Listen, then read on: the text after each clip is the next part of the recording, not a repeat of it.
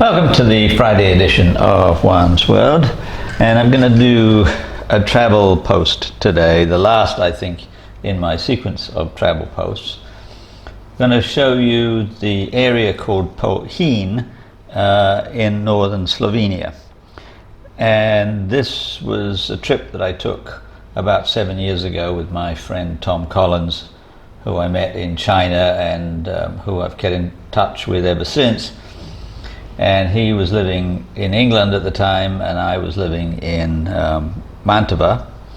And he decided he wanted to come over and spend some time journeying around Italy and Slovenia and Austria and so forth before he had to meet somebody in Croatia, I think it was. So we set out from Mantova to Padua and then to Venice, spent a couple of days in Venice, then down into Trieste, because to get from Italy to Slovenia is a little bit difficult.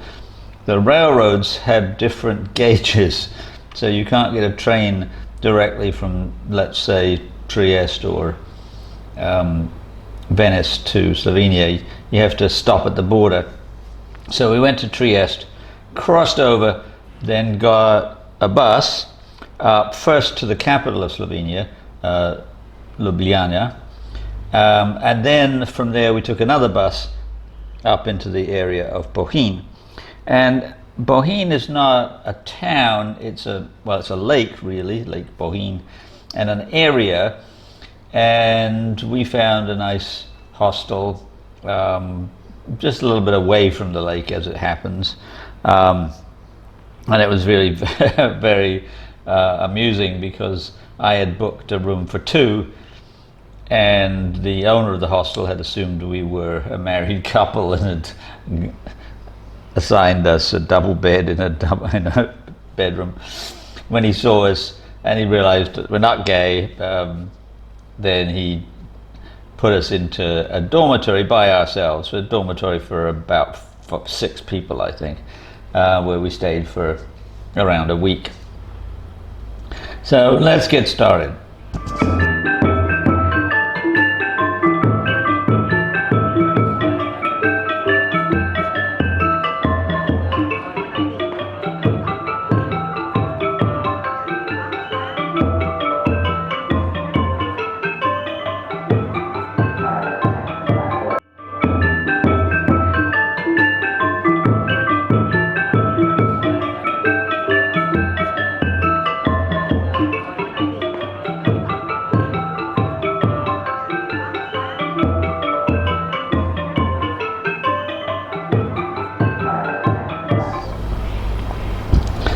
Now, there's a lot of things that you can do in the area if you're an outdoors kind of a person, if you like to hike, bicycle, probably snow stuff in the winter, because it's in the Slovenian Alps, cruise on the lake and so forth.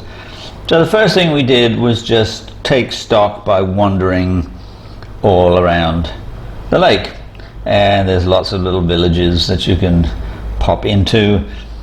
Not all of them, but quite a few of them have quaint little churches. Go inside, see them decorated in a fairly traditional kind of rural Slovenian way. Then second day, after we had completely circumambulated the lake, we saw that there was a waterfall that you could hike to, and it said that it was about, I don't know, 5 kilometers or something from the lake, and you did have to pay to get onto the trail. So we paid and started the hike. Well, it was a lot more than 5 kilometers. I have no idea how long it was. Maybe as much as 10. I know that in the course of the entire day, because we set out fairly early after breakfast, and we didn't get back to our hostel until it was well after dark. We walked a total of about 25 kilometers, or maybe a little bit more, and a good bit of that was walking in the woods to the waterfall. But we did get there eventually. It was not especially a spectacular waterfall as they go, but it was a good trip. And on the way back, my pleasure and reward was to find a little place that had venison goulash. So here's an image of that. They only had one portion. I guess they have limited amounts during the day, so poor Tom had to settle for something else. But I had the goulash. And then the following day, we trekked around through the woods. Not my favorite thing to do, but there are certainly plenty of hiking trails in the woods. The reason I wasn't very interested is that I lived for nearly 30 years in the woods in the mountains in New York, and it was very similar. I mean, it's one thing to walk around the lake and to see the alpine cottages and the churches and so forth. Walking in the woods is walking in the woods, and it could be anywhere. So I wasn't very interested. Next day, Tom wanted to walk in the woods again, and I got a bicycle from the hostel owner and did some more cycling around. Kind of a prelude to getting a bicycle when I moved to Myanmar and then to Cambodia.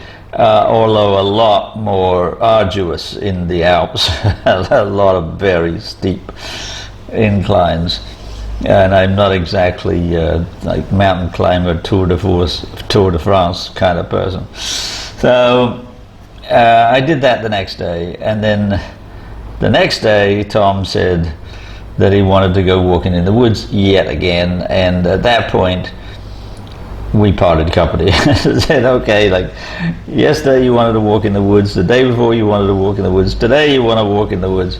I'm gonna head off to Austria. And so I set my sights on heading to Innsbruck, because from there I could get a train back to Verona and back to my home in Madova. So that's Bohinj. Not sure whether I would recommend it unless you're really an outdoor kind of a person. You like to just walk and hike and maybe canoe or boat or something like that.